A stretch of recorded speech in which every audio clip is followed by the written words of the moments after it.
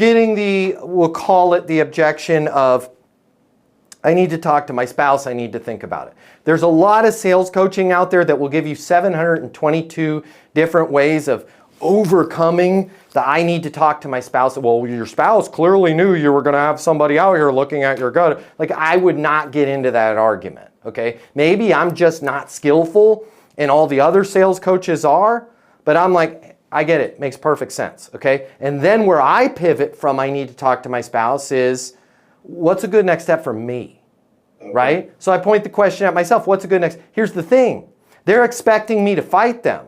What's a good next step for me, right? Well, you know what, I'm going to talk to her tonight. Give me a call tomorrow morning. Perfect, I'll call you tomorrow morning. Now, here's a little ace in the hole, little secret concealed carry 6-shooter. Instead of getting in a fight with them about, come on, your spouse knew you were here, here's what you can do.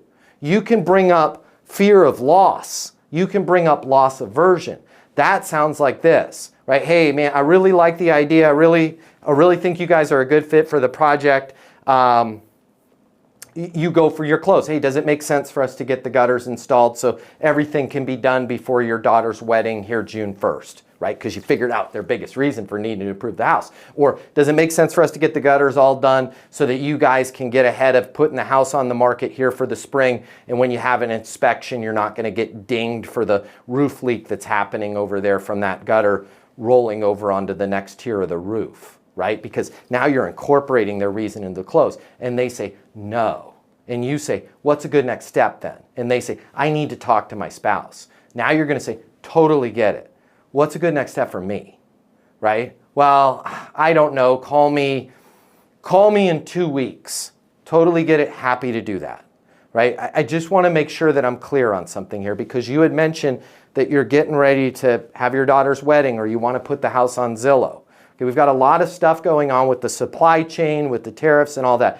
Everything that I quoted you today is based on the inventory that we have in stock right now. And I'm not trying to be high pressure. It's also spring. We have a limited amount of crews. I checked before I came out here today. I do have a crew available, okay? If we wait, I just want to be crystal clear on something, okay? Because I have had these conversations in the past. They are not fun conversations to have. I'm trying to limit having them in the future, okay? If we wait 2 weeks, which it is your house, it's a significant investment, I'm happy to do that. I just want to be crystal clear that our inventory may change. Our ability to get our hands on that inventory may change. My installers may be tied up for 3 weeks. So that date could push out beyond your daughter's wedding, or that date could push out beyond when you wanted to get the house on Zillow. Now check this out. Here's what I'm going to say. As long as you're okay with that, Chelsea, I'm okay with that, right? Like, I work for you. We'll work on your schedule. And if for some reason I cannot get the materials, I will work with you. We will work on getting you the next best price when you're ready to go. Now all of a sudden Chelsea's like, well, whoa, time out. I don't want the next best price, right? I want this price, which is why I recommend we lock it in right now. Right? But the more we push and go, come on, your spouse knows I'm out here, and even worse, what I don't want you to do is, what if I could take 7% off if could we lock it in? Now you're in what I call the death loop, because they're going to go, yeah, I want the 7% off, but let me just check with, and then they're going to call you back, well, I just need another 10% off, because now you've established that the more they complain and delay, the more the price goes down. And at any point when they stop that merry-go-round, they're always going to have buyer's remorse and say, if I just bitched a little bit more, Adam would have dropped the price a little bit more, right? This is where we got to be cool, calm, and confident. And if you are going to give a discount, don't give any more discounts. Cover the cost. That sounds like this. Listen, I want to get this thing done. I want to get it done before your daughter's wedding. I want to be out of here. Here's the thing. We do have inventory in the warehouse that I'm trying to move, whatever your reasoning is. If we could, here's a thought.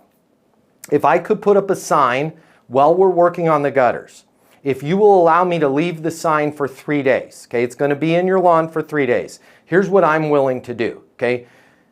Meta, Google Ads, they're terribly expensive. If I could have the sign in your lawn for 3 days, that would be worth some dollars to me in terms of marketing. If we can do the deal right now, if I can put the sign in the lawn right now, all be done with the project by Friday, and then if I can leave the sign until the following Tuesday, I will cover $500 of the cost out of my marketing budget.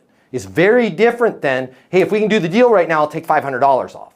Okay? That person's probably never going to do the deal because they're just going to figure out how low the price can go, and then you're going to go to your competitor and go, hey, can you match it or beat it? Right now we're having a good discussion about the price has always stayed the same, but if you allow me to do the sign or you give me a video testimonial or whatever it is, what I'll do is I'll cover $500. Based on that, does it make sense for us to move forward, right? That's the only way I would want you discounting, if that makes sense.